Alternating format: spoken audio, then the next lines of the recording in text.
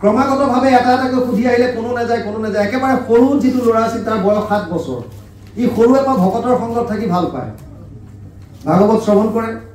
ভকত য'ত থাকে তাৰ ওচৰত যায় কৃষ্ণৰ কথা শুনে তাক মাক বাপেকে সেই সুবিধাটো ল'লে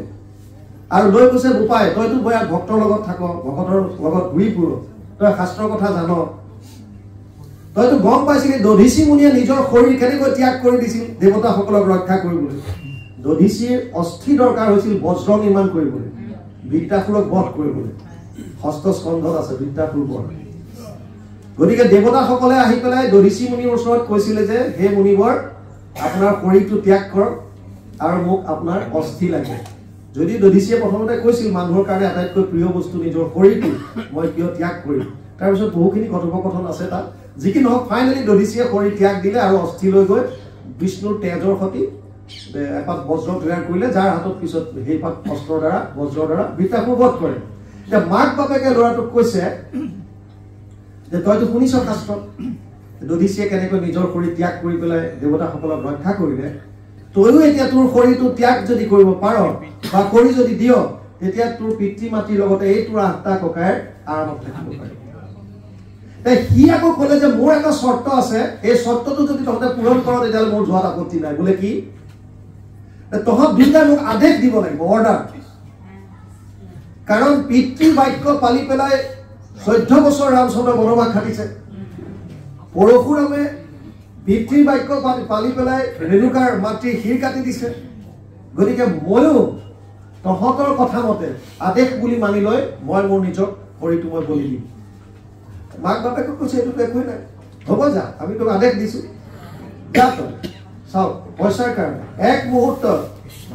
সন্তানক ত্যাগ কৰি দিব পাৰে একো ডাঙৰ কথা নহয় অপ্ৰিয়জন লাগে সমাজত কিন্তু ই ডাঙৰ কথা নহয় এইবিলাক হৈ থকা কথা ল'ৰাটোক দিলে ত্যাগ কৰি আহি গ'ল সেনা পিছদিনাখন আৰু সেনাই লৈ গৈ ৰজাৰ ওচৰত উলিয়ালে ৰজাই তান্ত্ৰিকজনক মাতিলে এখন নদীৰ পাৰলৈ লৈ গ'ল নদীৰ পাৰত এটা ভব্য দেৱীৰ প্ৰতিমা এটা বনালে আৰু ল'ৰাটোক মাহ হালধি সানি ধুনীয়াকৈ মালা চালা পিন্ধাই বলি তৈয়াৰ কৰিলে সি যোৱাৰ সময়ত খুব কান্দিছিল গাঁৱৰ মানুহ গোটেই জুম বান্ধিছিল সি প্ৰত্যেকৰ মুখলৈ চাইছিল চকুলৈ চাইছিল কিজানি কোনোবাই শেষ মুহূৰ্তটো কয় নেকি বোপাই যাব নালাগে কিন্তু কোনেও নক'লে ফাইনেলি যেতিয়া হৈ গ'ল চব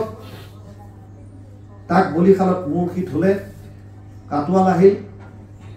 আৰু ৰজাই সেই মুহূৰ্তত ল'ৰাটোক সুধিলে বোপাই তোৰ কিবা শেষ ইচ্ছা আছে যদি ক সি ক'লে মহাৰাজ মোৰ কেৱল বয়স হৈছে 7 বছৰ গোটেই জীৱনটো আগত পৰি আছে আপুনি ইচ্ছাৰ কথা কৈছে গোটেই জীৱনটো পৰি আছে ইচ্ছাটো বহুত আছে কিন্তু আপোনাক সন্তান লাগে মোৰ মা দেউতাক টকা লাগে গতিকে মোৰ ইচ্ছা জানি আপুনি এতিয়া কি কৰিব এই মুহূৰ্তত মোৰতো ইচ্ছা বহুতেই আছে কিন্তু আপোনাক লাগে সন্তান আৰু দেউতা মাক লাগে পইচা আৰু মোক গতিকে বলি দিবই লাগিব তাৰ বাহিৰে আপোনাৰ গত্যন্তৰ নাই কৈছে নাই হ'লেও তই ক তোৰ যদি কিবা তাৰ বাহিৰে কিবা ইচ্ছা আছে মই যদি পূৰণ কৰিব পাৰোঁ কৰিম সি ক'লে আন একো নালাগে অকণমান মই নীতি এটা কৰোঁ সেৱা এটা কৰোঁ পূজা অকণ কৰোঁ কৈছে কৰা সি বালিতেই 4টা ঘৰ বনালে আৰু প্ৰথমটো বালিঘৰৰ ওচৰত গৈ পেলাই সি কিবা প্ৰাৰ্থনা কৰিব বিচাৰিছে কিন্তু হুক হুকাই কান্দিছে সি কৰিব পৰা নাই খুব কান্দিছে তাৰপিছত বালিঘৰটো ভাঙি পেলালে দ্বিতীয়টোৰ ওচৰত গ'ল তাতো সি হুক হুকাই কান্দিছে দ্বিতীয়টো ভাঙি পেলালে তৃতীয়টো ভাঙিলে চতুৰ্থটোৰ ওচৰত যেতিয়া গৈ পিলি মানে সি যেতিয়া সেৱা কৰিছে তাৰ যেন মুখত কিবা এটা পাৱাৰ এটা আহিছে হাঁহিৰ এটা বিৰিঙনি আহিছে সি চকু পানী মোহাৰি দিলে আৰু মোহাৰি তাৰ পৰা হাঁহি হাঁহি উঠি আহিছে আহি বলিশালত নিজে মূৰটো থৈ পেলাই কৈছে কাটক এতিয়া মহাৰাজ আৰু তান্ত্ৰিকজনৰ চিন্তা হৈ গ'ল কি কৰিলে তান্ত্ৰিকটোৱে ভয় খাইছে কিবা যাদু মন্ত্ৰ জানে নেকি ইয়াৰ ডিঙি কাটিলে এইফালে মোৰ ডিঙিডাল কৰি পৰে নেকি ভয় খাই গৈছে সুধিছে তাক তই কি কৰিলি কথাখিনি বুজাই দে কি কৈছে মহাৰাজ জানি কি কৰিব আপোনাৰ কাম আপুনি কৰক মোৰখিনি মই কৰিম যে নাই নাই এবাৰ কচোন কি কৰিলি বুজাই দে সি ক'লে এই 4টা মোৰ আশ্ৰয়ৰ স্থান আজি মোক ধন টকা পইচাৰ কাৰণে মোক বলি সজাই পঠাই দিলে গতিকে এইবিলাক আশ্ৰয় মোৰ কাৰণে ভিত্তিহীন বোলে দ্বিতীয়টো মোৰ খুৰা পেহা মোৰ গাঁৱৰ মানুহ সম্বন্ধীয় মিতিৰ কুটুম ভাবিছিলো বিপদৰ সময়ত সকলোৱে সহায় কৰিব আমি গাঁও পাতি থাকো কিয় এঘৰৰ বিপদ হ'লে বেলেগে সহায় কৰে এতিয়াও ভাৰতত এনেকুৱা গাঁও আছে যদি কাৰোবাৰ বিয়া হয় ঘৰৰ মাক বাপেকে 1 পইচা খৰচ কৰিব নালাগে, গাঁৱৰ মানুহে খৰচ কৰি পেলাই বিয়া উঠায়। এনেকুৱা গাঁও আছে ভাৰতত এতিয়াও। তাই ক'লে মই গাঁও পাতি আছো, অথচ যি সময়ত মোক সেনাখিনিয়ে লৈ আহিছিল মই প্ৰত্যেকজনৰ চকুলৈ চাইছিলো, কি যদি কোনোবা এজনে কয় নেকি বোপাই তই যাব নালাগে, ইয়াক নপঠাবি, কোনেও নকলে, চবেই মাত্ৰ চালে। মই কান্দি কান্দি গুচি আহিলো। গতিকে এইবিলাকো মোৰ কাৰণে মিছা। বোলে তৃতীয়টো মোৰ ভাগ্য। আমি 9টা ল'ৰা, 9টাৰ 8টা সাৰি গ'ল, মই আটাইতকৈ সৰু, অৰ্থাৎ মোৰে ভাগ্য ইমান বেয়া, মোকে বলি পঠালে। গতিকে এইটো মোৰ কাম নাই। কৈছে কিন্তু শেষততো তুমি এইটো নাভাঙিলা, আৰু তাৰ পৰা উঠি আহোঁতে তুমি যেন একদম বিৰাট এটা শক্তি পালা, তেনেকৈ আহিছা। কৈছে হয়। সেইটো কাৰ আশ্ৰয়? কৈছে সেইজনে মোৰ পৰম আৰাধ্য, মোৰ ইষ্টদেৱ ভগৱান কৃষ্ণৰ আশ্ৰয়। মই যেতিয়াই কৃষ্ণ বুলি মই মনত ভাবি পেলাই প্ৰাৰ্থনা গালো, ভগৱানে যেন মোৰ হৃদয়ৰ পৰা ক'লে বোপাই তই কিয় দুখ কৰিছ, তই কিয় দুখ কৰিছ?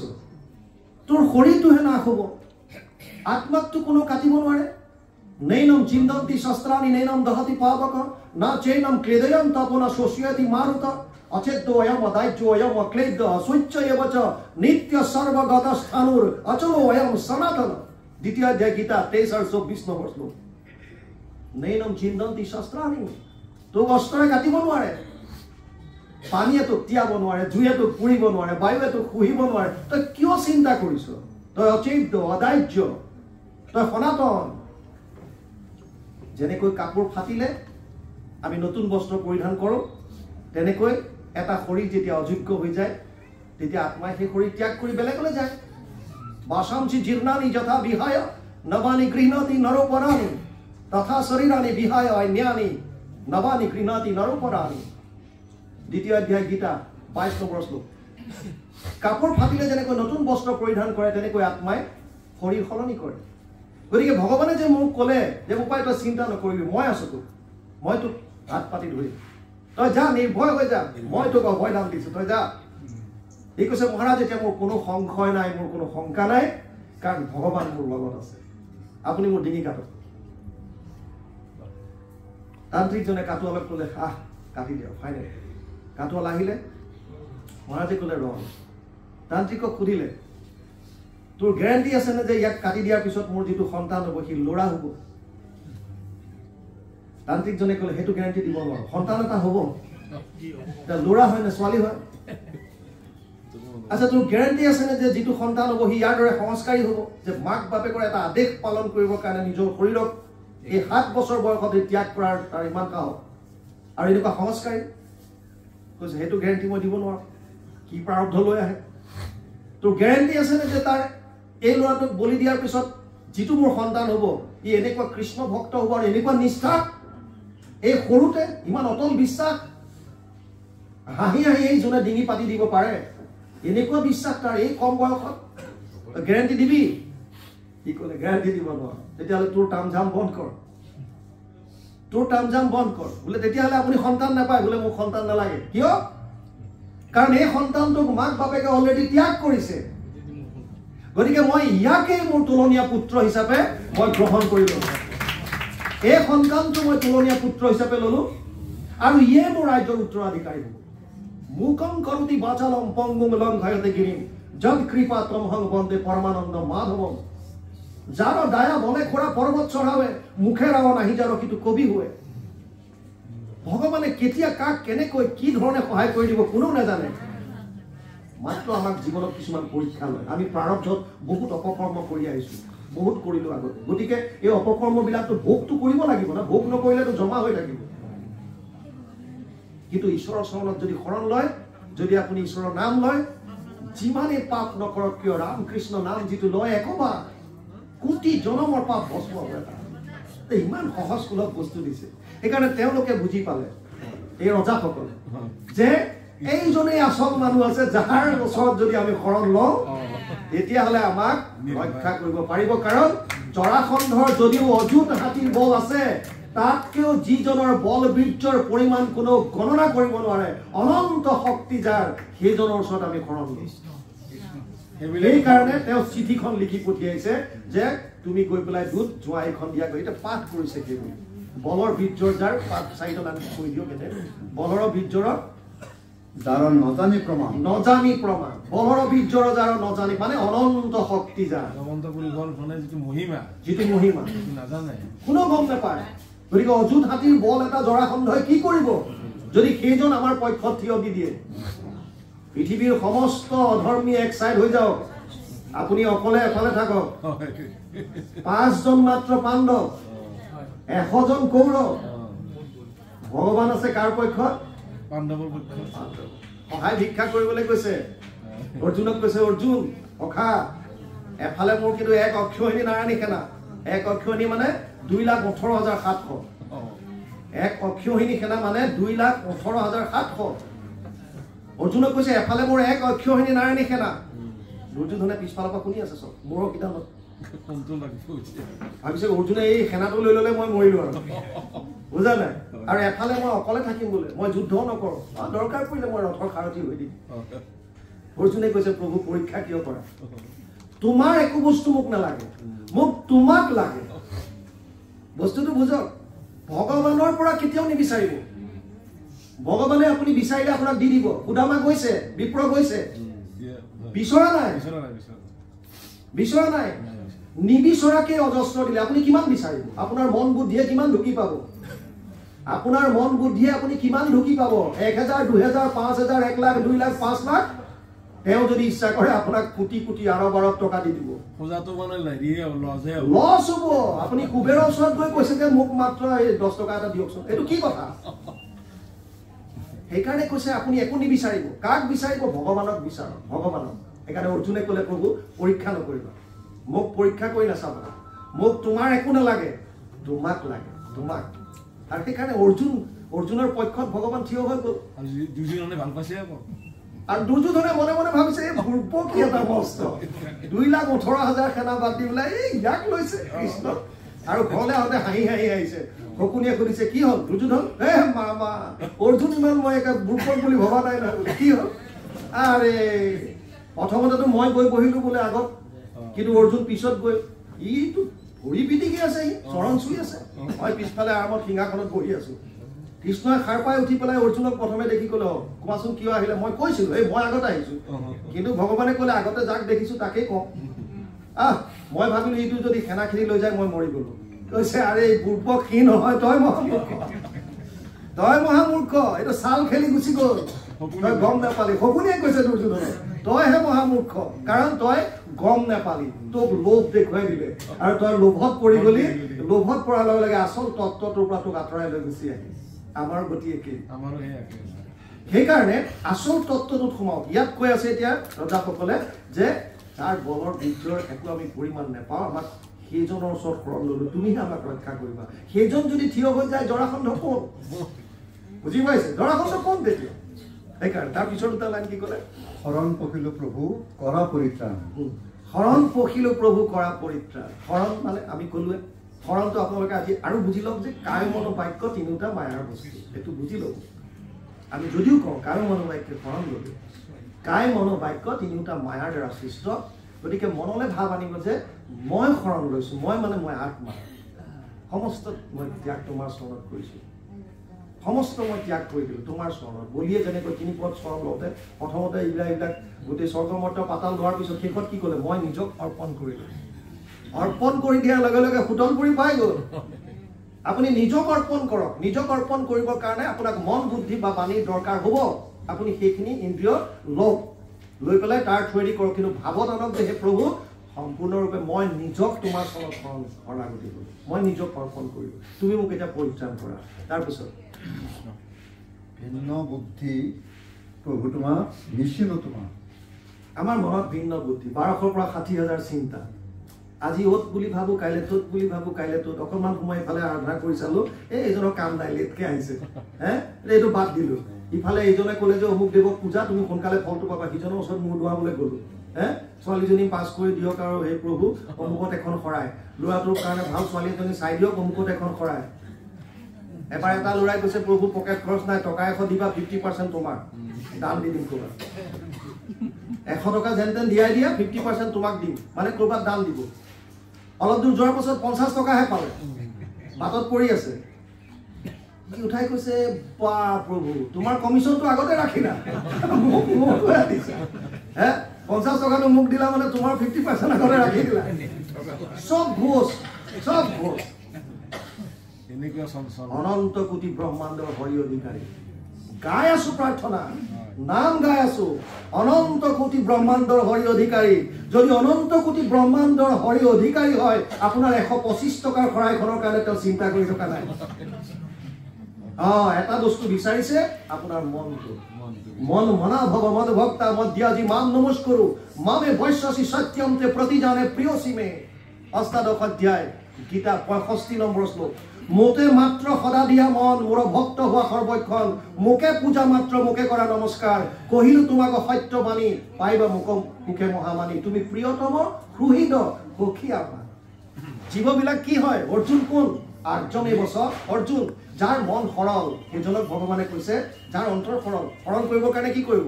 এয়া উপায় আপুনি ভাবিছে নেকি যে মই নাম গাইছো ঈশ্বৰক পাম মই শ্ৰৱণ কীৰ্তন কৰিছো ঈশ্বৰক পাবলৈ নহয় মনৰ কপটতা দূৰ কৰিবলৈ আমাক যে সাধন দিছে শ্ৰৱণ কীৰ্তন ইয়াৰ মূল কাৰণটো বুজক তত্ত্বটো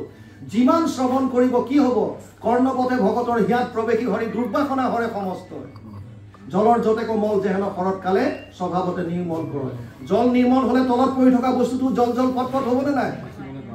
পাবনে নাই তেতিয়া ঈশ্বৰ ক'ত আছে দেৱৰ ঈশ্বৰ হৰি তান্ত মহা যত্ন কৰি লৈও এক শৰণ সাক্ষাৎ যাৰ ইচ্ছা মুখ্য পাইবে নালাগে দূৰক যাইবে আশা হৰি ইয়াত আছে কিয় দেখা নাপাওঁ মহিলা ভৰি আছে সময় আছে ইয়াত এইখিনি দূৰ কৰিবৰ কাৰণে ক্লিন কৰিবৰ কাৰণে এইখিনি শ্ৰৱণ সেইকাৰণে আমাক বাৰে বাৰে কৈছে শ্ৰৱণ কৰা কীৰ্তন কৰা নাম লোৱা ভকতৰ সংগ লোৱা উত্তম উপায় যাওক কৃষ্ণ লাষ্টৰ লাইনটো কি ক'লে এতেকে সংসাৰ তাপে নচাৰ আমাৰ ভিন্ন বুদ্ধি আমাৰ বেলেগত চিন্তা যেনি তেনি মন যায় সেইকাৰণে সংসাৰৰ তিনি তাপে আমাক এৰি যাব পৰা নাই তিনিটা তাপ মানে আদি দৈবিক আদি ভৌতিক আৰু আধ্যাত্মিক আদি দৈবিক এই যে আহি গ'ল কভিড আকাৰ মচাই দিলে এই আহি গ'ল বোলে বানপানী এই আহি গ'ল বোলে ভূমিকম্প দৈবিক আৰু আদি ভৌতিক যতবিলাক ভূত আছে প্ৰাণী আছে এইবিলাকৰ পৰা যিবিলাক পাওঁ সমস্ত আদি ভৌতিক বাঘে খালে কিবা খালে মানুহৰ দ্বাৰা দিলে ভৌতিক চব ভূতত আহিব আধ্যাত্মিক দুটা ভাগ এটা মানসিক এটা শাৰীৰিক আধ্যাত্মিকত দুটা আছে তাপ পোৱা এটা হৈছে শাৰীৰিক অসুস্থতা এটা হৈছে মানসিক আৰু ইয়াৰ ভিতৰত ভয়াৱহ হৈছে মানসিক অসুস্থতাটো অতি ভয়ানক এইটো কিয় আহে মনলৈ 1200 পৰা 60,000 চিন্তা যিজনৰ মনলৈ আহি থাকিব সি প্ৰমাদৰ দৰে হ'ব পাগলৰ দৰে পিছত কৰি থাকিব তাৰ ইটো মাৰিলে সিটো মাৰিলে এইখিনি কন্ট্ৰোল কৰিবৰ কাৰণে আমাক কৈছে যে একত শৰণ লোৱা একত মানে মনটো একাত্ম কৰি দিয়া তাত যাতে আৰু বেলেগ চিন্তা আহিব নোৱাৰে মনটো ইমান ষ্ট্ৰং হ'ব যেতিয়া আমি একত লগাম একৰ বাহিৰে যাতে দুই নহয় উদ্ধৱৰ নিজৰ ওপৰত বিৰাট এটা অহংকাৰ আছিল বৃহস্পতিৰ শিষ্য যে ভাবিছিল মোৰ জ্ঞানী বিৰাট মোতকে কোনো নাজানে ভগৱানে ভাবিলে ইয়াক অকণমান ভক্তি ৰস এটা দিব লাগিব সেইকাৰণে ক'লে যে উদ্ধৱ তুমিহে পাৰিবা এই গোপীসকলক বুজাব সিহঁত এই গাঁৱৰ একেবাৰে মানে একে অজ্ঞানী এনে মানে মোক লৈ পেলাই সিহঁত পাগল হৈ আছে গতিকে তুমি যোৱা তোমাৰ জ্ঞানৰ দ্বাৰা তুমি বুজাই থৈ আহা উদ্ধৱে কৈছে গ'লো আহিলো যাম আহিম আৰু পটাপট বুজাই থৈ গুচি আহিলো বিৰাট এটা অহংকাৰত গৈছে গোপীসকলক যেতিয়া বিভিন্ন ধৰণৰ জ্ঞানৰ কথা কৈ বুজাবলৈ গ'ল গোপীসকলে ক'লে আৰে উদ্ধৱ মন নহি 10-20 মন 10টা-20টা নহয় এটাই মন গৈয়ে কান্ধা সংগ এটাই মন সেইটো কানাইৰ লগত গ'ল আৰু কাহে আধেৰিছে এতিয়া ক'ত তুমি বেলেগক ভগৱানক পূজা কৰাৰ কথা কৈ আছা এটা মন অহৰহ কৃষ্ণৰ লগত আছে এইটো বস্তুৱে আমাৰ হ'ব লাগে আপুনি ক'ত আছে কি কৰিছে কলৈ গৈছে কি কৰিছে পিছৰ কথা যিমান পাৰে মনটো এই জেগাত লগাই থৈ দিব মনটো যদি ঈশ্বৰৰ চৰণত লগাই থব পাৰিলে আপুনি আৰু 99% আপুনি সংঘাতৰ পৰা মুক্ত হৈ যাব অভ্যাস কৰিব লাগিব এজনেতো কৈছিলে মোবাইলত এলাৰ্ম দি থওক কিয় 10 মিনিটৰ মূৰে এটলিষ্ট কওক যে ভাই এই মোৰ মনটো ভগৱানক দিব হৈ গ'ল মনটো ভগৱানক দি বা ভগৱান মোৰ লগত আছে এতিয়া মোৰ লগত ভগৱান থাকিলে আপুনি বেলেগ কাম কৰিব নোৱাৰিব না এখন আশ্ৰমত ঋষিমুনি এজন আছিল তেওঁৰ শিষ্য তাৰ মাজত 3জন শিষ্য এনেকুৱা আছিল যে 3জনে অতি উত্তম এতিয়া উত্তৰাধিকাৰী কাক দিব ঋষিজনে তেওঁলোকক ক'লে যে ভাই তোমালোক 3জন মোৰ কাৰণে উত্তম গতিকে মই কোনোবা এজনক উত্তৰাধিকাৰী দিম কিন্তু মই এনেয়ে নিদিওঁ তোমালোকৰ এটা পৰীক্ষা চাম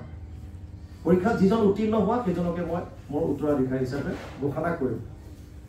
এই 3টা তোমালোকক ফল দিলো আপেল 3টা দিলো তোমালোকে খাই আহা খালি এটা কথা মনত ৰাখিবা যাতে কোনেও দেখা নাপায় কোনেও যাতে নেদেখে 3টাই আপেল লৈ গ'ল চব লুকাই লুকাই লৈ গৈছে এটা গৈ একদম বিছনাৰ তলত সোমাই পেলাই চুপচাপ খাইছে দেখিছে কোনো দেখা নাই এটা দুৱাৰৰ ওচৰত লুকাই খাইছে আৰু এটাইকেইটা চব খাই মেলি আহিল ঘূৰি আহোঁতে পিছত ঋষিজনে সুধিলে ভাই তোমাক প্ৰথমতে কৈছে যে ঋষিবৰ মোক কোনো দেখা নাই আপুনি সুধি চাব পাৰে গোটেই কোনেও দেখা নাই মই চুপচাপ একদম লৈ গৈছোঁ মই যে আপেল নিছোঁ এইটো গম নাপায় আৰু মই মনে মনে বিছনাৰ তলত সোমাই পেলাই খাই আহিছোঁ ইটোক ক'লে তোমাৰ সি কৈছে মইতো দুৱাৰৰ একেবাৰে চেপত সোমাই খাইছোঁ তৃতীয়টোক ক'লে তোমাৰ সি কৈছে গুৰুদেৱ খাব নোৱাৰিলোঁ আপেলটো লৈ আনি কিয় নোৱাৰিলা তুমি কৈছে মই য'তেই যাওঁ ততেই এনেকুৱা লাগে যেন ভগৱান কৃষ্ণই চাই আছে মই য'তে খাবলৈ সোমাওঁ তাতে দেখিছোঁ যে ভগৱানে মোক চাই আছে মই কৃষ্ণৰ পৰা বাচি পেলাই ফলটো খাব নোৱাৰিলোঁ গতিকে এইটো মই লৈ আহিছোঁ যদি আপুনি এইটো কথা ভাবে যে ভগৱান মোৰ লগত আছে এতিয়া আপুনি অপকৰ্ম কৰিব আপুনি বিপথে যাব নোৱাৰে আৰু যদি আপুনি বিপথে যাব নোৱাৰে আপোনাৰ যেতিয়া কৰ্ম আচৰণ যেতিয়া সত্য শুদ্ধ হ'ব ভগৱানটো আপোনাৰ হৃদয়তে আছে তেওঁ আপোনাক দৰ্শন নিদিব নেকি আপুনি দৰ্শন পাব বেলেগৰ পৰা আহিবলৈকে নাই নহয় তেওঁ হৃদয়ত আছে যাওক অকণমান বেছিকৈ গুচি যাওক সময় হ'ব চাগে নহ'লে আপুনি ভাবিব মাতি আনিলে ইমান পাঠ কৰিবলৈ নাপালোৱে বাপে কৈয়ে থাকিলে আমিও আচলতে আপোনাৰ শুনিবৰ কাৰণেহে অহা হৈছে এইটো সুবিধা কাৰণ আমিও এই দিব খোজা নাই বাৰু যে আপোনাৰ শ্ৰীমুখেৰে এটা সুবিধা পাম আৰু কৃষ্ণ হৰি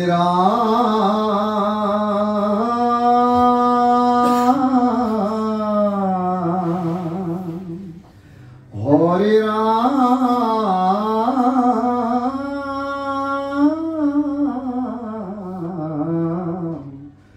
হৰি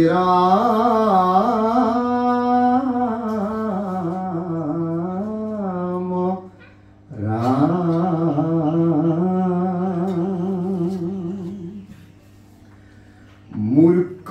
ইটো লোক বিকৰ্মত কৰে ৰতি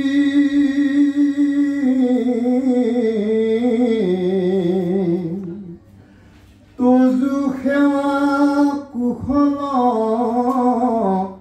কৰ্মত নাই মতি কাম কৰ্ম অনিত বিৰোধ ধৰ্ম ধৰে তুমি কহি আছা মুখ্য পথক নচাৰে কৃষ্ণ 3 ধৰণৰ কৰ্ম মানুহে কৰে কৰ্ম অকৰ্ম বিকৰ্ম কৰ্ম যিটো শাস্ত্ৰই আপোনালোকক কৈছে কৰিবলৈ কৰ্ম শাস্ত্ৰই নিষিদ্ধ কৰাখিনিক নিষিদ্ধ বুলিও কয় আৰু সেইবিলাকে অকৰ্ম কৰিব নলগীয়া কৰ্মবিলাক বিপৰীত ধৰ্মী যিখিনি কৰ্ম কৰিছে সেইখিনিক বিকৰ্ম বুলি কৈছে কাম্য কৰ্ম সেইবিলাক যিবিলাক আপোনাৰ ইন্দ্ৰিয় প্ৰীতি সাধন কৰিবৰ কাৰণে আমি কৰোঁ ইন্দ্ৰিয়টোক কমফৰ্ট দিবৰ কাৰণে আৰাম দিবৰ কাৰণে যিবিলাক কামনা মনলৈ আহে এই কামনাবিলাক ৰূপায়ণ কৰিবৰ কাৰণে যিবিলাক আমি কৰ্ম কৰোঁ সেইবিলাকক কৈছে কাম্য কৰ্ম আমি প্ৰায়বিলাকে নিজৰ কৰ্তব্য কৰ্মতকৈ কাম্য কৰ্মক বেছি গুৰুত্ব দিওঁ কৰ্তব্য কৰ্মটো কোনবিলাক কৰ্তব্য চাওক শৰীৰৰ 2টা ধৰ্ম আছে এটা হৈছে শাৰীৰিক ধৰ্ম এটা হৈছে আধ্যাত্মিক ধৰ্ম শাৰীৰিক ধৰ্ম মানে শৰীৰ হিচাপে যেতিয়া আমি জন্মগ্ৰহণ কৰিলোঁ এই শৰীৰটোৰ লগত ৰিলেটেড যিমানবিলাক বস্তু আছে তাৰ প্ৰতি আমাৰ একোটা কৰ্তব্য আহে এইবিলাক শাৰীৰিক ধৰ্ম যেনে মই মা দেউতাৰ সন্তান গতিকে মা দেউতাৰ প্ৰতি মোৰ কৰ্তব্য আছে এইটো শৰীৰৰ ধৰ্ম মই যিখন দেশত জন্ম ল'লোঁ দেশখনৰ কাৰণে কৰিবলগীয়া মোৰ কৰ্তব্য আছে এইটো মোৰ শৰীৰৰ ধৰ্ম মই এজন শিক্ষক মই ছাত্ৰ ছাত্ৰীক শিক্ষাদান দিব লাগে এইটো মোৰ শাৰীৰিক ধৰ্ম আপুনি আপোনাৰ ঘৰৰ কাৰণে, মা দেউতাৰ কাৰণে, সমাজৰ কাৰণে, দেশৰ কাৰণে, এই যিমানবিলাক কৰিছে এইবিলাক চব শাৰীৰিক ধৰ্ম। ইয়াৰ বিপৰীতে মনুষ্য জনমটো সফল কৰিবৰ কাৰণে যিটো কৰ্ম আমি আত্মাৰ কাৰণে কৰিবলগীয়া হয় সেইটো হৈছে আধ্যাত্মিক কৰ্ম। অৰ্থাৎ মায়াৰ নিবৃত্তি পাবৰ কাৰণে আৰু পৰমাত্মা লাভ কৰিবৰ কাৰণে যিখিনি কৰ্ম আমাক কৰিবলৈ দিছে সেইখিনিক কৈছে আধ্যাত্মিক কৰ্ম। এই আধ্যাত্মিক কৰ্মখিনি আমাক কৰাৰ কাৰণে কৈছে শাৰীৰিক ধৰ্মখিনিও আমি কৰিব লাগে, কৰ্তব্য। কিন্তু যদি কেতিয়াবা শাৰীৰিক ধৰ্মখিনি আমাৰ দ্বাৰা আচৰণ নহয়, কিহৰ কাৰণে? যদি আপুনি আধ্যাত্মিকত লাগি থকাৰ কাৰণে শাৰীৰিক কৰ্মখিনি আপুনি কৰিব নোৱাৰিলে, তেতিয়া ভগৱানে অংগীকাৰ কৰি কৈছে অৰ্জুনক, সৰ্বধৰ্মান পৰিত্যাজ্য মাম একম শৰণম ব্ৰজ। সৰ্বধৰ্ম এৰি এই শাৰীৰিক ধৰ্মবিলাক এৰি হলেও মোৰ ওচৰলৈ আহ। তাৰ পৰা যদি তোৰ কিবা পাপ হয়, তই যদি দেশৰ কাৰণে কৰিবলগীয়াখিনি নকৰ, পিতৃ মাতৃৰ কাৰণে তই নকৰ, তোৰ যদি নিজৰ সন্তানৰ পোহপালৰ কাৰণে নকৰ, কৰিবলৈ কৈছে নিয়তম কোনো কৰ্মত্ব কৰ্ম জায়হীয় কৰ্ম ন, 100% তোৰ কৰ্তব্য কৰ্ম কৰ। কিন্তু যদি তই আধ্যাত্মিকৰ কাৰণে কিবা এটা শাৰীৰিক কৰ্ম কৰাত যেনিবা যদি কিবা এটা হ'ল, তাৰ কাৰণে যিটো পাপ হ'ব তই চিন্তা নকৰিবি, সেইটো পাপৰ পৰা মই তোক উদ্ধাৰ কৰিম।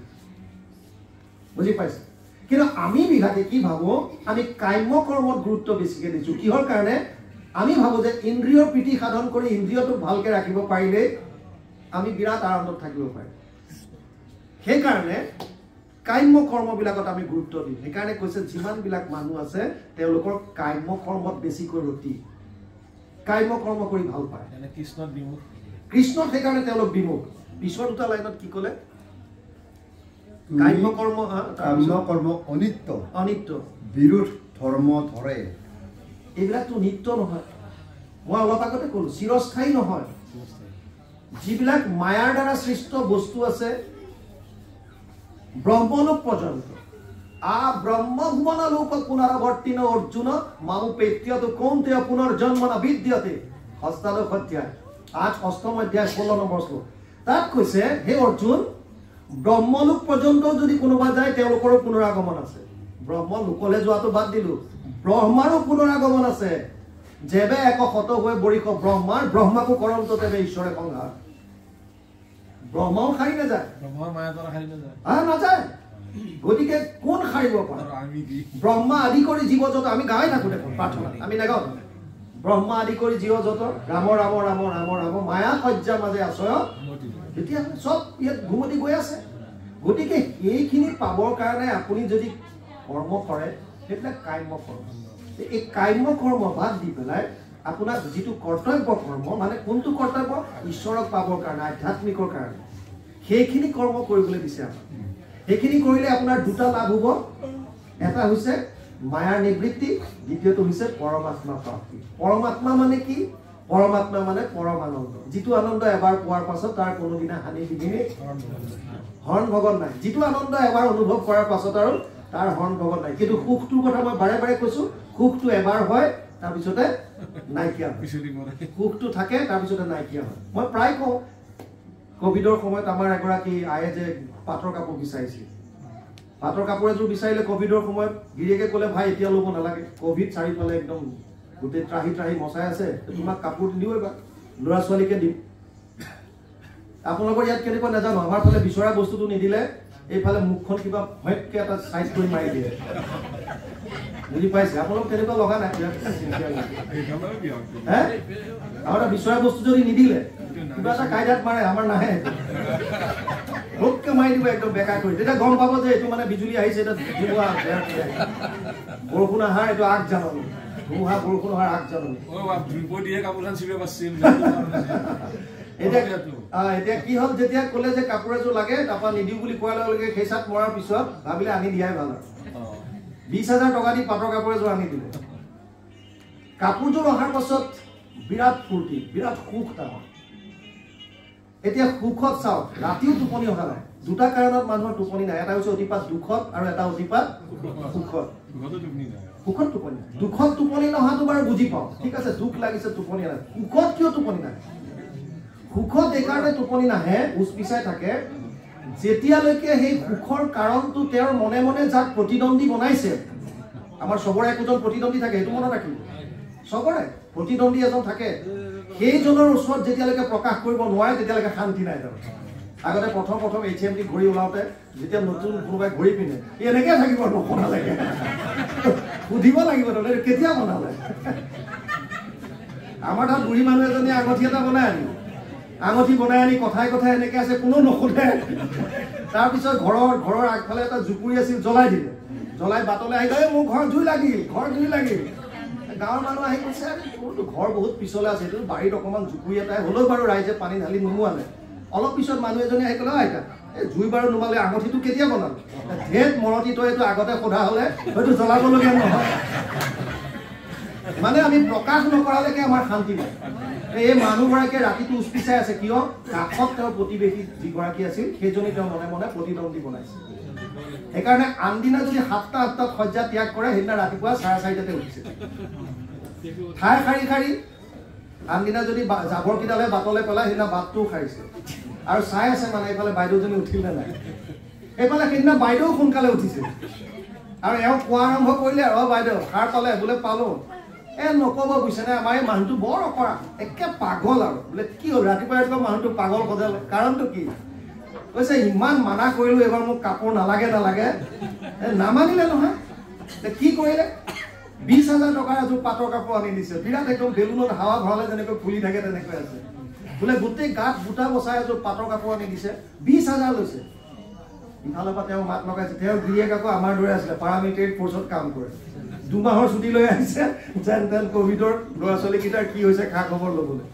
আৰু গুৱাহাটীৰ পৰা তেওঁ কাপোৰ এযোৰ লৈ আহিছে ঘৈণীয়ে ক'লে এতিয়া ইফালৰ পৰা বায়েকে কৈছে হয় নেকি আপোনাৰযোৰ কিমান ল'লে তোমাৰযোৰ বোলে 20,000 আমাৰ এওঁ আহিছে নহয় ৰাতি মোলৈ কাপোৰ এযোৰ আনিছে বোলে কিমান ল'লে কৈছে 25,000 এইফালে ফুটিলে বেলুন ধপকে বেলুনটো ফুটি থাকিল কিয় তাৰ মানে গোটেই ৰাতি যিটো বস্তুত সুখ আছে বুলি ভাবি আছিল যেতিয়া পিছদিনা গম পালে যে তেওঁতকৈ দামী কাপোৰ তেওঁৰ প্ৰতিদ্বন্দ্বী আহি গ'ল এই কাপোৰযোৰত সুখ নাইকিয়া হ'ল বুজি পালে আমাৰ একে গতি তই কিমান পালি পৰীক্ষা বোলে মই এবাৰ যেন তেন কৰি 45 পালো 45 পাবলৈ আহিছ তই নহয় মই পোৱাটো কি ডাঙৰ কথা এই অমুক মাষ্টৰ লোৱাটোতো সি 43 হে পাইছে আচ্ছা তেতিয়া ঠিকে আছে বুজি পালে কম্পেয়াৰবিলাক আমাৰ তেনেকুৱা আপুনি কম নম্বৰ পাইছে ল'ৰাটোৱে আপোনাৰ মনত দুখ লাগিছে কিন্তু সি যেতিয়া ক'লে যে তেওঁৰ লগত প্ৰতিদ্বন্দ্বী অমুক মাষ্টৰ ল'ৰাটোৱে তাতকৈ 2 নম্বৰ কম পাইছে বস তেতিয়াহ'লে ঠিক আছে তাৰমানে তাতকৈ তই বেছি পালি তই কম পোৱাটো যি হ'ল আৰু আমি কম্পেয়াৰ কৰোঁ কম্পেয়াৰ কিয় এই ইন্দ্ৰিয় প্ৰীতি সাধন চব মানসিক শান্তিৰ কাৰণে মনটোক সুখ দিবৰ কাৰণে কাপোৰযোৰত না সুখ আছিল না ধন টকা পইচাত সুখ আছে সুখৰ দুখৰ জানা মনেকে কাৰণ মনৰ সংস্কাৰে আচৰণ কৰ্ম কৰে সেইকাৰণে কাম্য কৰ্ম কৰি আমি ভাল পাওঁ কৃষ্ণ যাওক সময় হ'লে কৈ দিব আপোনালোকে কেইটালৈকে চলে কালৰ ঈশ্বৰ প্ৰভু নগনি তোমাক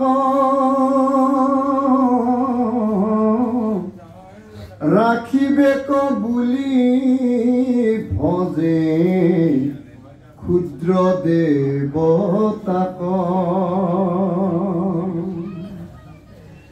জিও বুলি যতে বস্তু কৰে আশা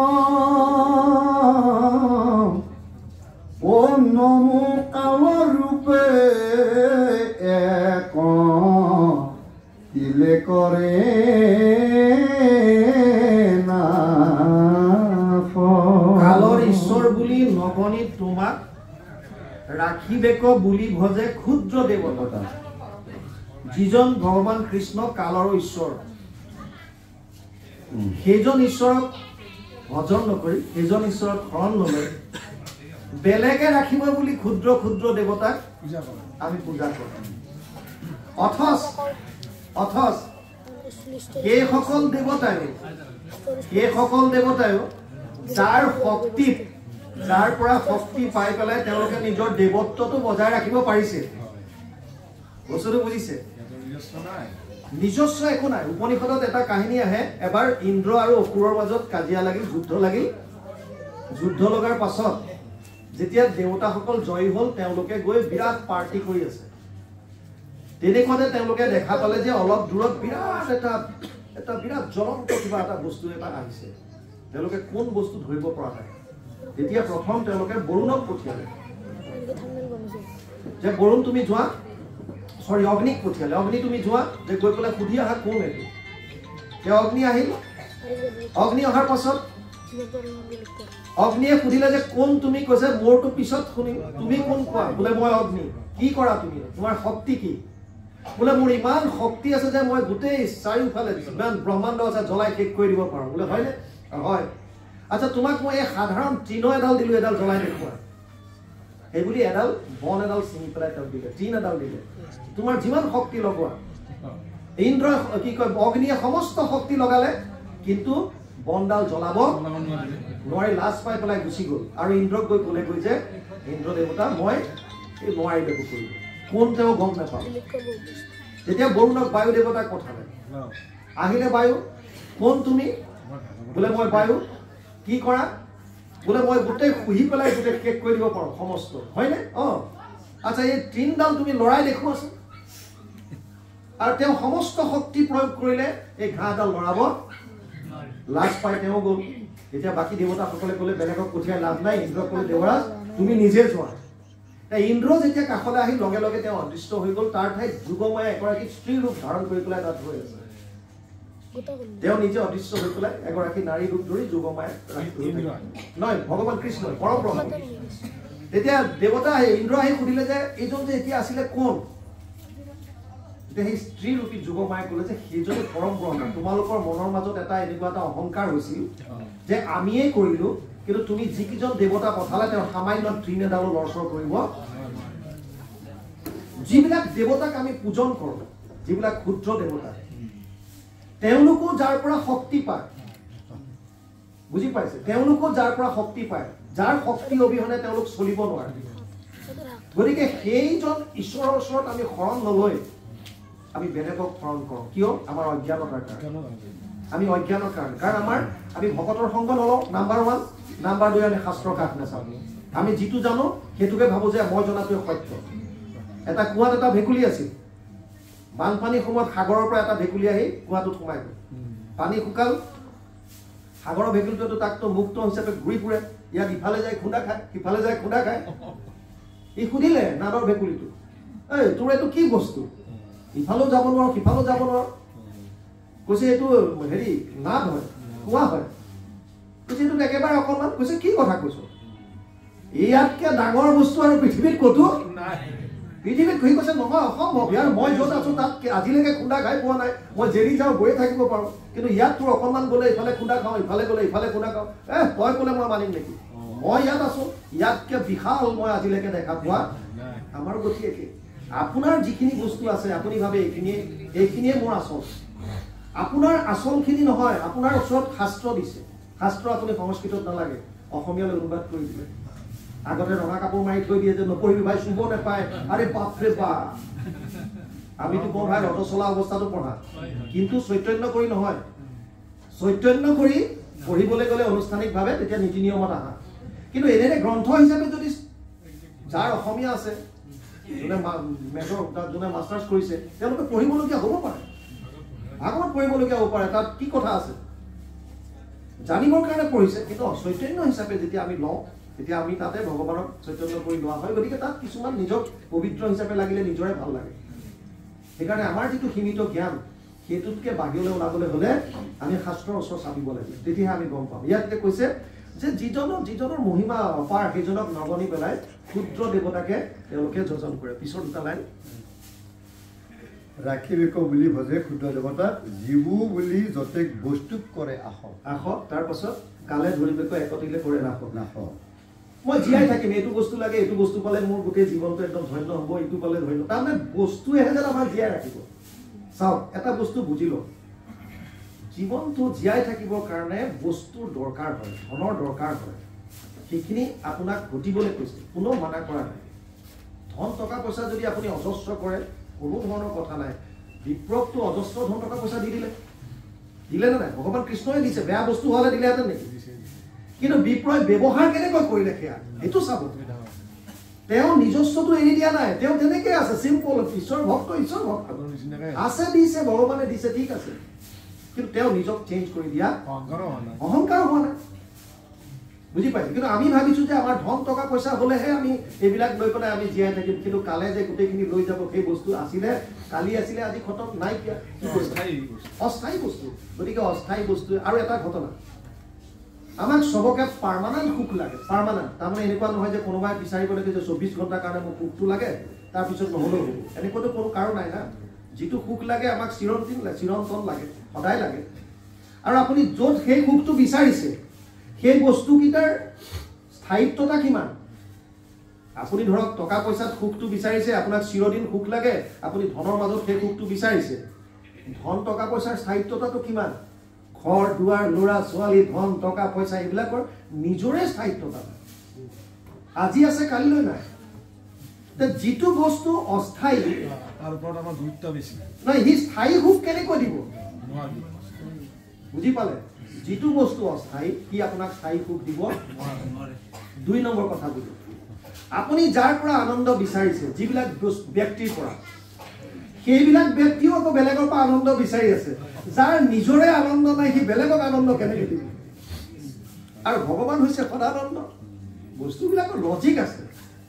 সব বিজ্ঞান সন্মত ইয়াত কাৰণ আছে আপুনি যাৰ পৰা সুখ বিচাৰিছে আপোনাৰ পুত্ৰ আপোনাৰ পত্নী আপোনাৰ যোনে হওক আপুনি যাৰ পৰা বিচাৰিছে সিহঁতে আকৌ বেলেগকো বিচাৰি আছে তাৰ মানে আপুনি যাৰ পৰা সুখ বিচাৰিছে তাৰ নিজৰে সুখ নাই মোৰ যেতিয়া নিজৰে যিটো বস্তু নাই মই আকৌ বেলেগক কেনেকৈ দিম এতিয়া থাকিলেহে দিব আপুনি আছে কাৰ হাতত সদানন্দ চিদানন্দ সচিদানন্দ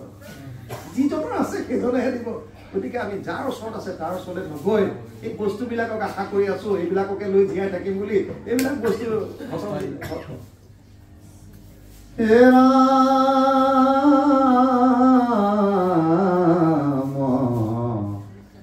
ৰাম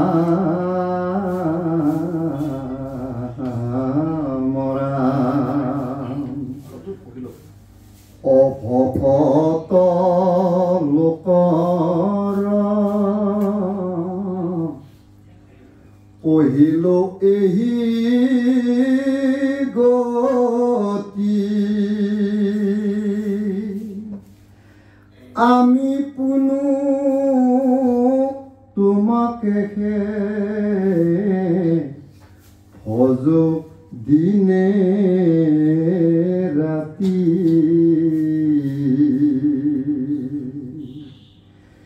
কৃষক আমাক তবু পাৱে ইটো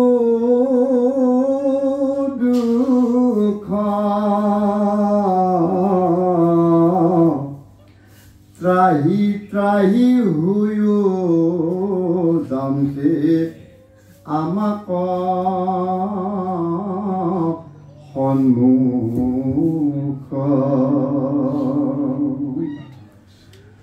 সজ্জন পাতিলে দুষ্টজন বিনাশিত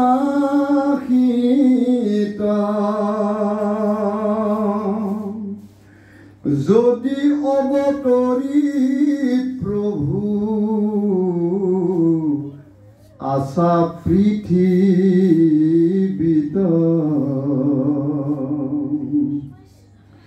তেবে আমি বন্ধন দুখ পাওঁ কেনে তোমাৰ আজ্ঞা প্ৰভু উলংঘে আন জনে কিবা তুমি ৰাখিলাতো ভুঞ্জে নিজ কৰ্ম একো শাস্ত্ৰে আমি নতু শুনো হেন ধৰ্ম নহিকে উচিত ইটো বলো আমি দৰে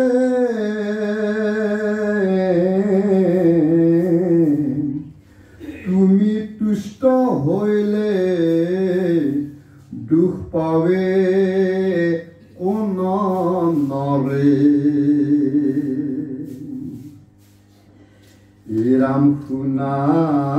প্ৰভু আমি যেন পাও মহা দুঃখ স্বপ্ন সম পৰাধীন নৃপতিৰ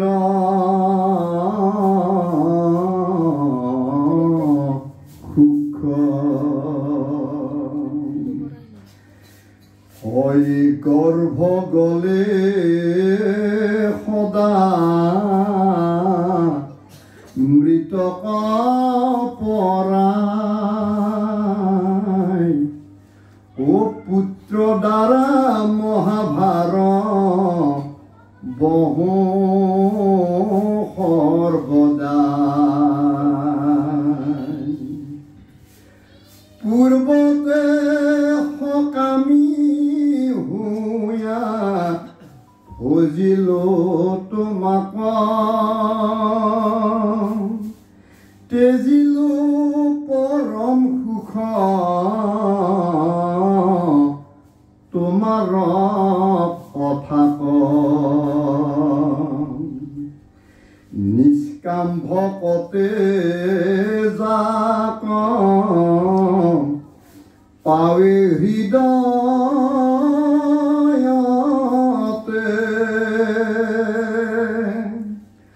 হেন সুখ তেজি মৰো বিষয় ক্লেশতে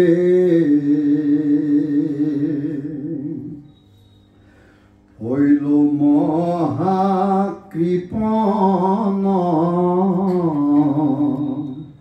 বঞ্চিলে তব মায়া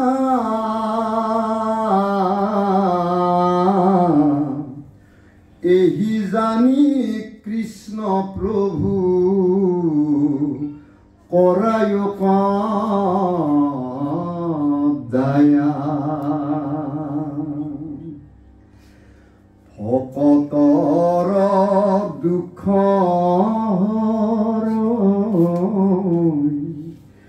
যাৰ দুই পাৱে কৰিয় কৃপা হেন ঈশ্বৰ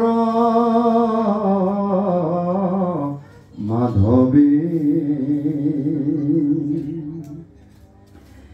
বান্ধি আছে জৰাসন্ধ নাগ কৰ্ম পাশ কৰিও মোচন চতুৰ্ভুজ ভয় নাশ আপুনি বিক্ৰম কৰি কমে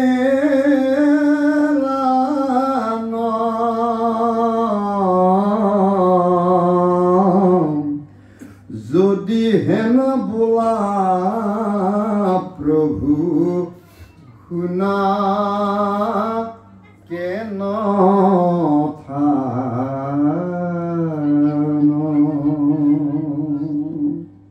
কৃষ্ণ চিঠিত লিখিছে প্ৰথমতে অভক্তৰ গতি ক'লে যিখিনিয়ে তোমাৰ ভক্তি নাই কাম্য কৰ্মত বিশ্বাস সেইসকলৰ বাৰু কিবা হৈছে বেলেগ কথা, আমাৰতো একমাত্ৰ তোমাৰ চৰণত ভক্তি। গতিকে তোমাক শৰণ লোৱাৰ পাছতো আমি কিহৰ কষ্ট পাইছো, আমি ইমান দুখ কিয় ভুগিবলগীয়া হৈছিল? আমাৰ মনলৈ প্ৰশ্ন আহিব পাৰে যে আমি পুৱা গধূলি ঈশ্বৰৰ সেৱা কৰোঁ, ভগৱানৰ ঈশ্বৰত আমাৰ শৰণ লৈছো, তথাপিও আমি জীৱনত দুখ কিয় পাওঁ? মানুহৰ জীৱনৰ সুখ দুখৰ কেইটামান মূল কাৰণ আছে। এক নম্বৰ কাৰণ হৈছে আমাৰ প্ৰাৰব্ধ। 25% সুখ দুখৰ কাৰণ আমাৰ প্ৰাৰব্ধ হয়। প্ৰাৰব্ধ, এই জন্ম পোৱাৰ আগতে আমি বিভিন্ন জন্ম ললো, সেই জন্মত যিমানবিলাক কৰ্ম কৰিলো, কৰ্মবিলাক আমাৰ সঞ্চিত হৈ আছে, তাৰ ফল কৰ্মফল তেতিয়ালৈকে সঞ্চিত হৈ থাকিব যেতিয়ালৈকে কৰ্মবিলাক কৃষ্ণত অৰ্পণ নকৰে। কৃষ্ণক যদি প্ৰতিটো কৰ্ম আমি অৰ্পণ কৰিবলৈ অভ্যাস কৰোঁ, তেতিয়া আমাৰ কৰ্মফলে আমাক চুব নোৱাৰে। অৰ্জুনক কৈছে, হে অৰ্জুন, তই সমস্ত কৰ্ম মোত অৰ্পণ কৰ। যত কৰোচি, যত অশ্নুচি, যত জুহসি দদাসি, যত তপস্যসি কৌন্তেয় তৎ কুৰুষ্ব মদৰ্পণম। নৱম অধ্যায় 27 নম্বৰ শ্লোক গীতা।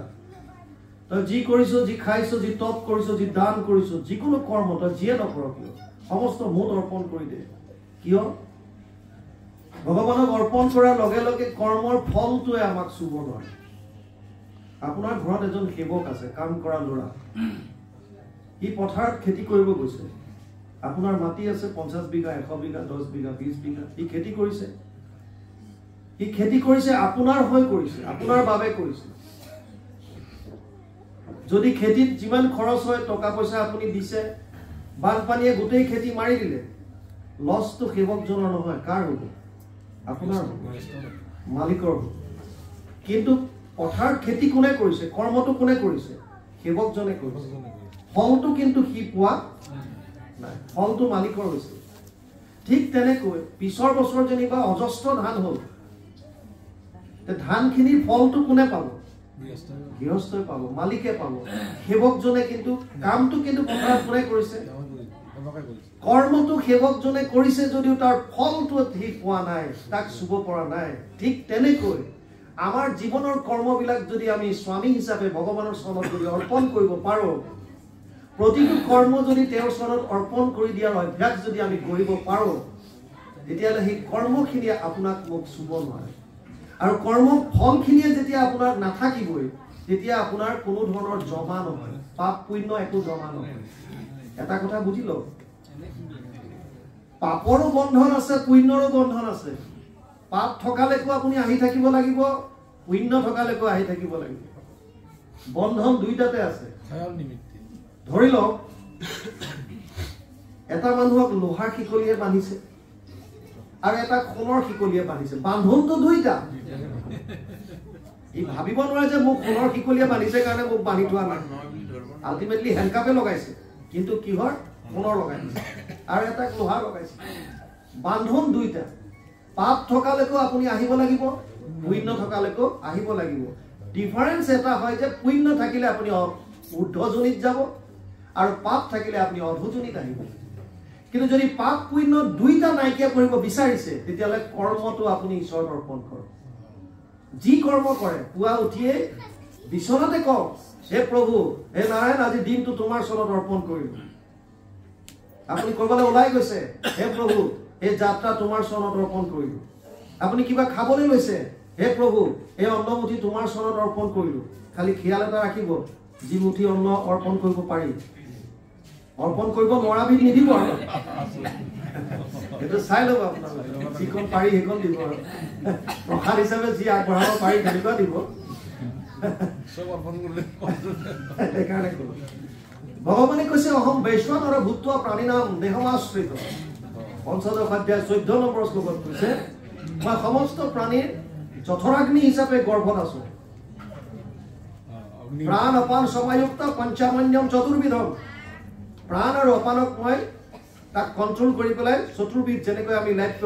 লেজ্য যিখিনি খাওঁ, আৰু কোনোবাটো লেজ্য আছে, আমি এনেকৈ চেলেকি খাওঁ, কোনোবাটো আমি চৰ্ব মানে চুবাই খাওঁ, ইত্যাদি ইত্যাদি যেনেকৈ খায়। গতিকে সেই যিটা 4 ধৰণৰ খাদ্য যিখিনি খাওঁ, সেই সমস্তখিনি তেওঁ ইয়াত হজম কৰে। গতিকে অৰ্পণ কৰিবলৈ কৈছে। ৰাতি শোৱাৰ সময়ত কওক যে, হে প্ৰভু, ৰাতিটো তোমাৰ চৰণত অৰ্পণ কৰিলোঁ, আপোনাৰ কাম শেষ।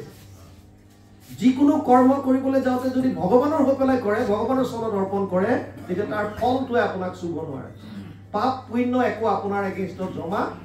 নহয়, আৰু জমা নহ'লে আপুনি মুক্তিৰ ফালে গৈ থাকিব পাৰিব। সেইটো দেখোন সহজ বুদ্ধিয়ে। এইটো সহজ বুদ্ধি, আটাইতকৈ চাওক, গুৰুজনাৰ ধৰ্মতকে আৰু সহজ সৰল একোৱেই নাই, পৃথিৱীত নাই বুলি কৈছো।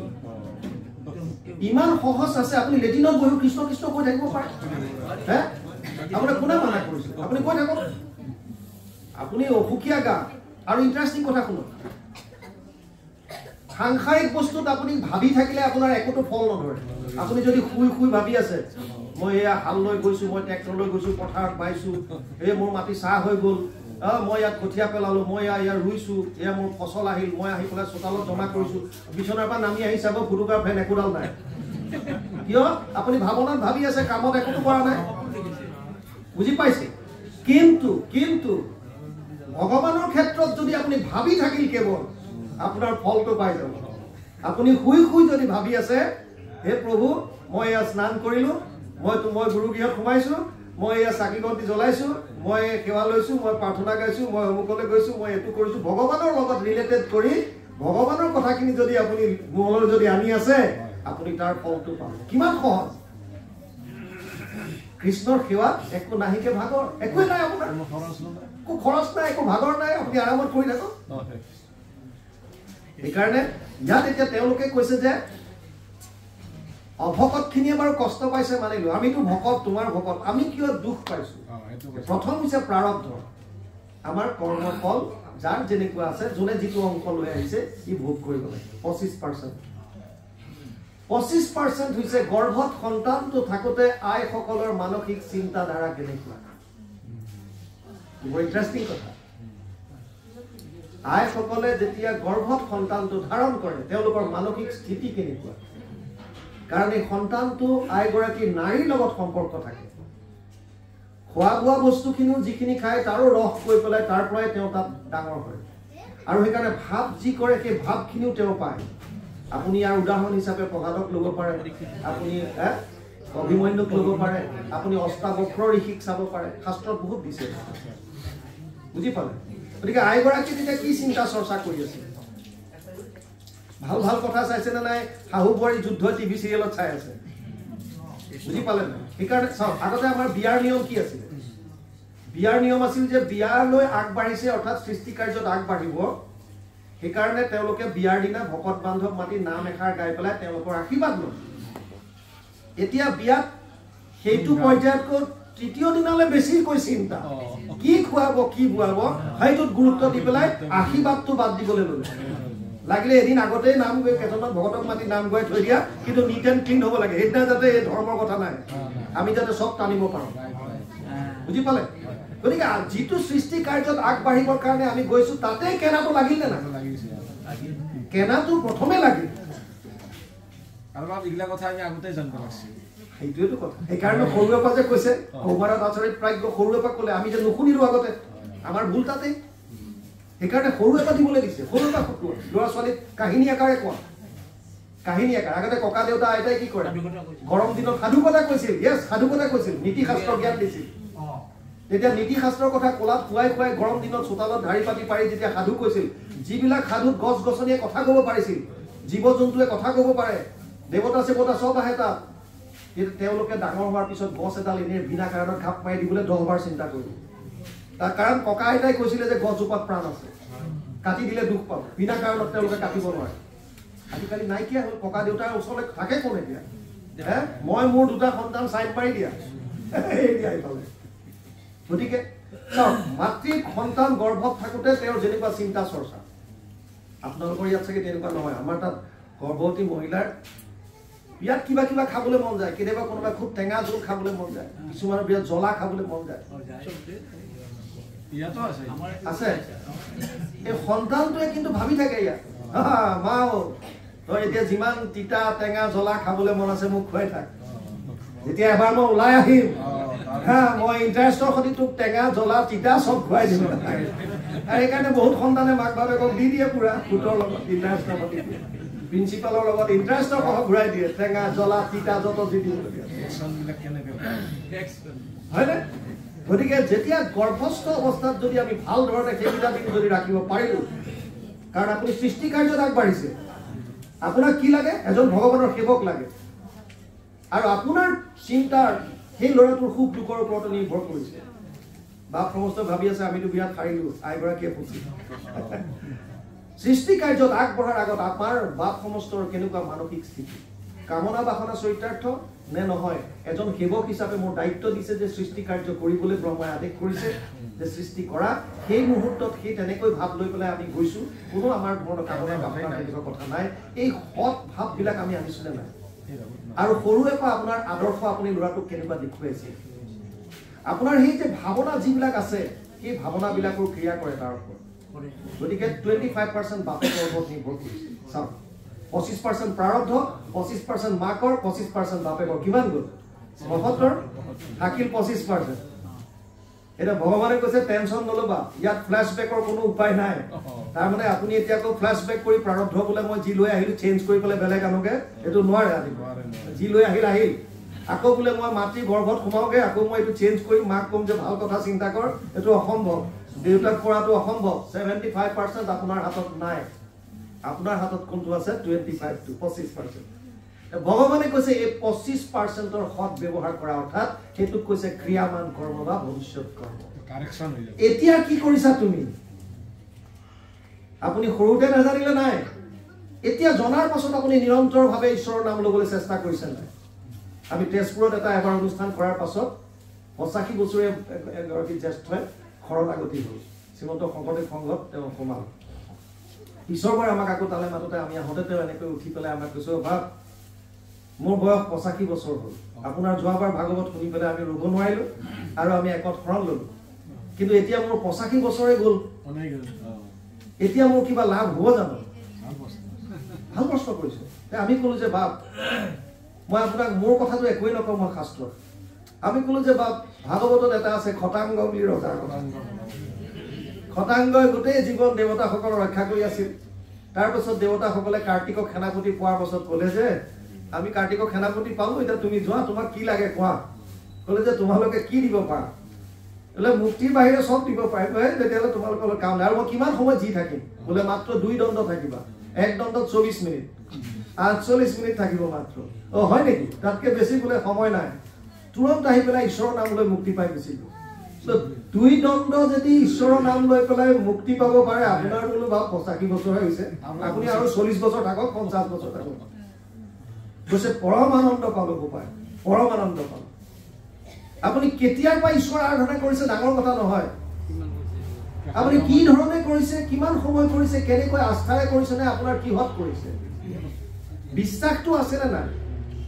বহুত আছে ঈশ্বৰ আপোনাৰ এটা কৈছে ন ভকতৰ কথা মই ক'লোঁ এবাৰ এজন ভক্তই নাপিতৰ তাত চুলি কাটি আছে এখন চেলুনত মানে চুলি কাটিলে বিভিন্ন কথা ওলায়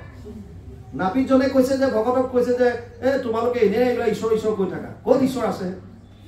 বহুত যুক্তি দিলে ঈশ্বৰ আছে বুলি বহুত প্ৰমাণ দিলে নাপিতে কোনো কাৰণত নামানে নাই মই কৈছোঁ ঈশ্বৰ নাই কৈছে কিয় তুমি নাই বুলি কিয় ভাবিছা কৈছে যদি ঈশ্বৰ আছে তে ঈশ্বৰৰ যেতিয়া সব সন্তান হয় তে কোনোবা দুখী কোনোবা সুখী কিয়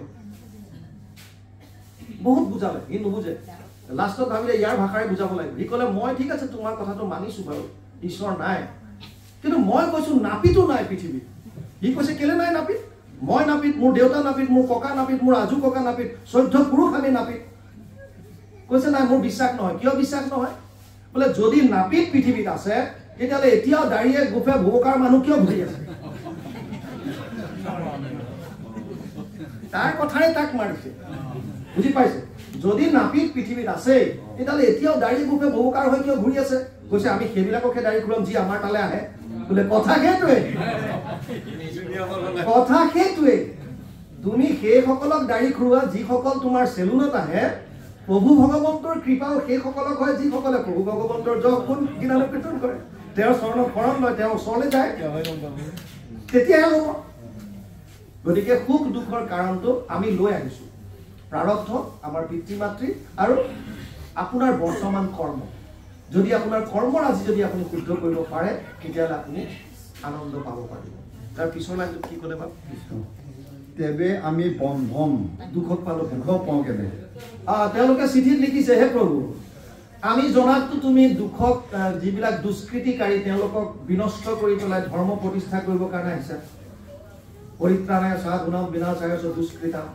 ধৰ্ম সংস্থাপনাৰ্থায় সম্ভৱামি যুগে যুগে যদি তুমি তেনেকুৱা কাৰণে আহিছিলা তেতিয়াহ'লে আমি কিয় কাৰণে দুখ পাইছোঁ বুজি পাইছে না তেওঁলোকৰ প্ৰশ্ন যুক্তি আছে যদি তুমি সেইটো কাৰণে আহিছা যে তুমি মানে দুষ্কৃতিকাৰীক নাশ কৰিবা তাৰমানে ইমিডিয়েট তেওঁ কৰা নাই কিয় আমি কিয় কষ্ট পাইছোঁ প্ৰতিটো বস্তু একোটা সময় আছে সময় একোটা আছে আমি অধৈৰ্য হৈ যাওঁ বুজি পাইছে আপোনাৰ জীৱনত মোৰ জীৱনত সংঘাত আহিব পাৰে একো ডাঙৰ কথা নহয় ধৈৰ্যটো চাওক আপোনাৰ পেচেন্সটো চাওক আপুনি ঈশ্বৰৰ ওপৰত বিশ্বাস ৰাখক ঈশ্বৰে যদি ইচ্ছা কৰে আপুনি ইচ্ছা নকৰিলেও তেওঁৰ মতে হ'ব আপোনাৰ ভবা মতে কাম নহয় সেইকাৰণে ভগৱানে বৰ সুন্দৰ কথা এটা কৈছিলে ভগৱানে কৈছে যো তু চাহতা হে ও তু কৰতা হে তই যিটো বিচাৰ তই সেইটো কৰ সেইকাৰণে তই সুখটো নেপাৱ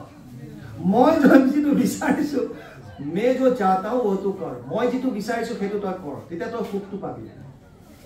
মানে তই যিটো বিচাৰিছো তোৰ মতে তই চলি আছ গতিকে তই চলি থাক মই বিচৰা মতে তই কৰা নাই ভগৱানে বিচৰাখিনি আমি ক'ত পাম এতিয়া শাস্ত্ৰত কৈছে তেওঁ শাস্ত্ৰত কৈ গৈছে না ভগৱান ক'ত আছে বিচাৰি আপুনি ক'ত পাব এতিয়া কৈছে মই শাস্ত্ৰত আছো এতিয়া আমাৰ গুৰুজনাক বিচাৰি ক'ত পাব কীৰ্তনৰ দশমগুণত থাকিবৰ ধান মাধৱদেৱৰ আপুনি বাণী ক'ত পাব তেওঁ কৈ গৈছে ঘোষা ৰত্নাৱলী মধ্যে তুমিও থাকিবা তাৰমানে যাক য'ত বিচাৰি পাব সেইকাৰণে ভাগৱতক ভগৱান কৃষ্ণৰ বাংময় স্বৰূপ বুলি কৈছে ইয়াক বিচাৰিলে আপুনি পাব শেষৰ লাইনটো কি ক'লে আপুনি বিক্ৰম কৰি ভুল কমেলান যদি প্ৰভু আপোনাকে নাচাম সেইকাৰণে কৈছে যে হে প্ৰভু তুমি কৃপা কৰা আৰু কৃপা কৰি পেলাই আমাক এই বন্ধনৰ পৰা আল্টিমেটলি মুক্ত কৰা যদি ভাবা তেনেকে যে মই এনেকে কিয় কৈছো তাৰ কথাখিনি তাৰ পিছত আহিব আল্টিমেটলি চতুৰ্বিধা ভজতে মাম জনা সুকৃতি ন অৰ্জুন আৰ্থ জিজ্ঞাসু অৰ্থাৰ্থী জ্ঞানী চ ভৰতস্ব চাৰি ধৰণৰ মানুহে মোক ভজন কৰে বুলি কৈছে গীতা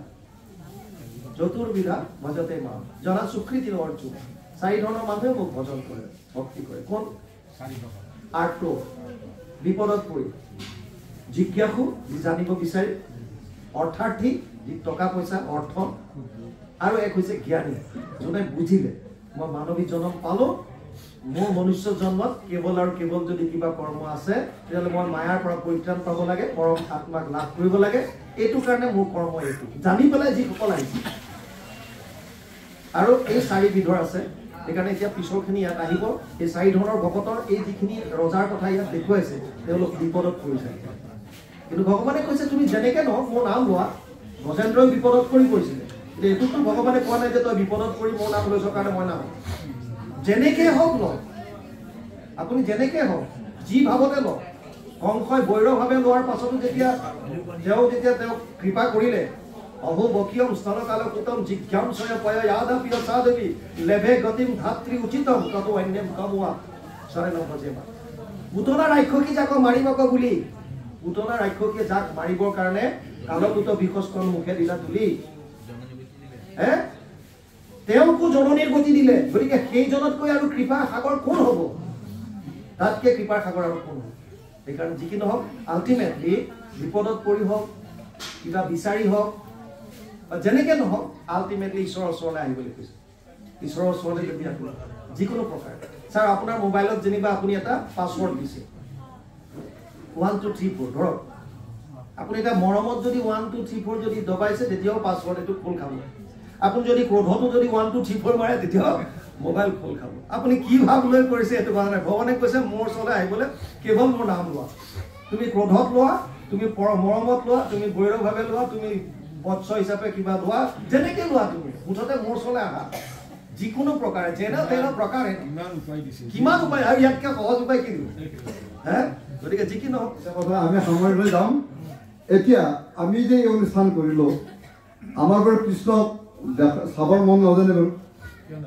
নহয় নিশ্চয় চাবৰ মন যায় তেতিয়া অৰ্জুনে যুদ্ধ সামৰি প্ৰভু ভগৱানক সুধিছিল যে সখা আপোনাক যে মই কুৰুক্ষেত্ৰ যুদ্ধত এই চতুৰ্ভুজ ৰূপত দেখিছিলোঁ আৰু যদি মই তোমাক কেতিয়াবা চাবৰ মন যায় মই তোমাক কি কৰিলে সেই চতুৰ্ভুজ ৰূপত দেখা পাম তাৰ ব্যৱস্থাটো কি হয়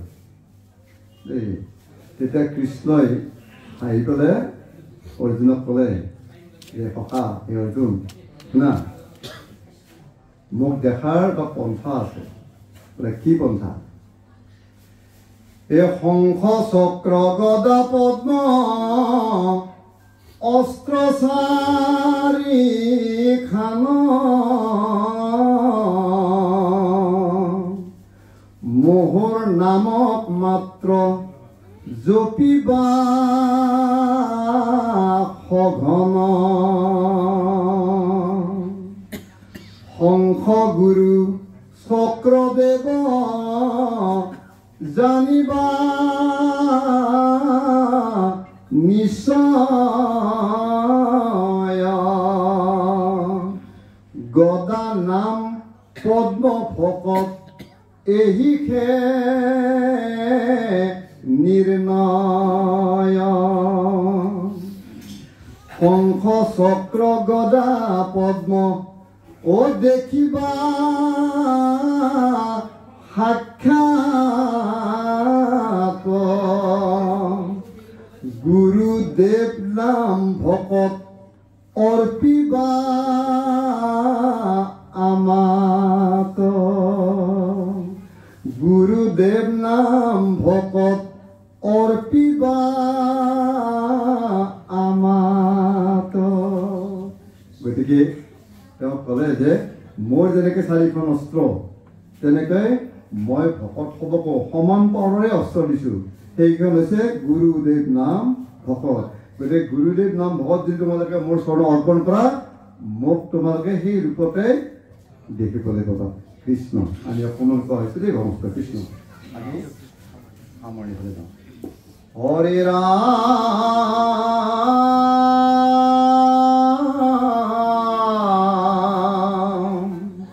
হৰে ৰাম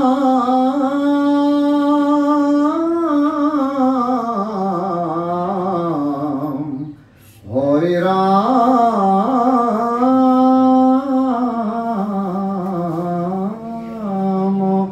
ৰাম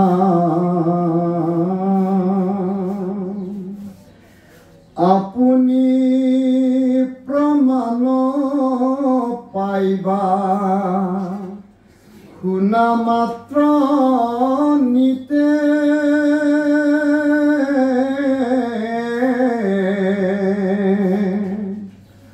সপ্ৰেম ভকতি ৰতি মিলিব অল্পতে অনন্ত কন্দলি কহে কৃষ্ণৰ কিংকৰ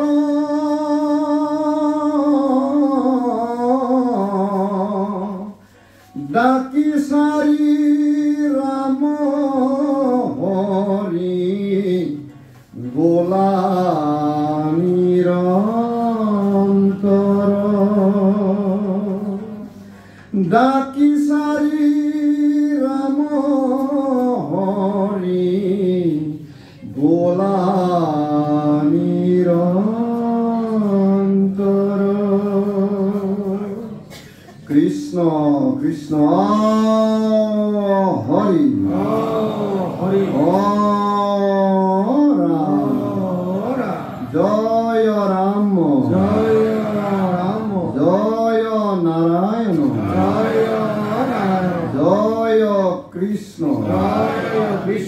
জয় জগৎগুৰু শ্ৰীমন্ত শংকৰ কৃষ্ণ হৰি হৰি অপৰাধ বিনাশন তজু নাম নাৰায়ণ জানি নামে কপিল শৰণে আন গতি নাহিকে মৰণে অপৰাধ ক্ষমা কৰি তুমি দয়াশীল হৰি মুখ ৰক্ষা কৰিও চৰণে মুখ ৰক্ষা কৰিও চৰণে কৃষ্ণ হৰি হৰি ৰাম শ্ৰীমন্ত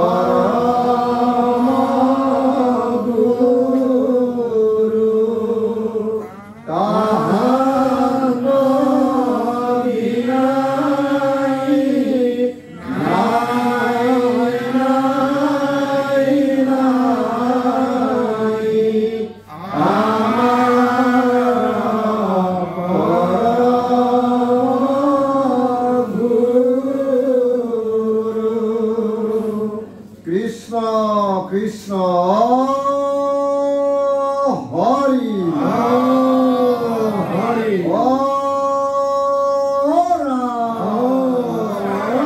কৃষ্ণ জয় গ্ৰহণ কৰে Jai Guru.